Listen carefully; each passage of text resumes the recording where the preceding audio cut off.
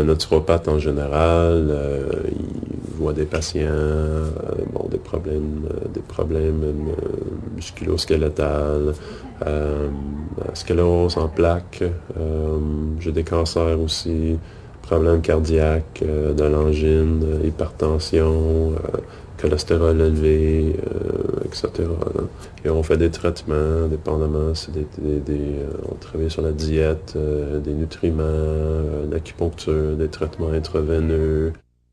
C'est très important d'être capable d'écouter. Ça, c'est difficile, ça prend beaucoup de travail.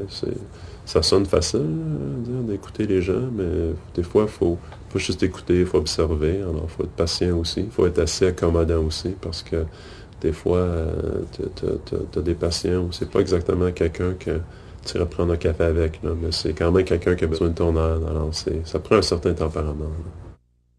Point de vue salaire, des 2 premières années, tu peux t'attendre à faire d'environ 35 000 à peut-être 70. Par environ 3 ans, tu devrais faire facilement 6 chiffres généralement.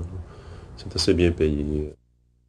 Moi, ma clinique est à Toronto. Alors, le français, on pourrait dire en théorie que ça serait pas vraiment nécessaire, mais je me rends compte que si, c'est nécessaire. Il y a une bonne population francophone et francophile à Toronto. Alors, moi, j'ai une bonne, peut-être environ 25% de mes patients sont francophones. Principalement, j'ai choisi d'être un médecin naturopathe parce que je voulais travailler avec les gens. Ce que je me suis aperçu avec la médecine conventionnelle, c'est que c'est généralement, il y a juste une solution, et si la solution ne marche pas, tu te débrouilles. Fréquemment, les gens aiment avoir de l'espoir. Et moi, je peux leur dire, mais là, écoutez, vous avez ce syndrome X ou maladie X. On peut essayer de l'acupuncture, voir si ça marche. Et des fois, ça marche. Et des fois, l'homéo, ça marche. Et même la plupart des fois, on arrive toujours à améliorer.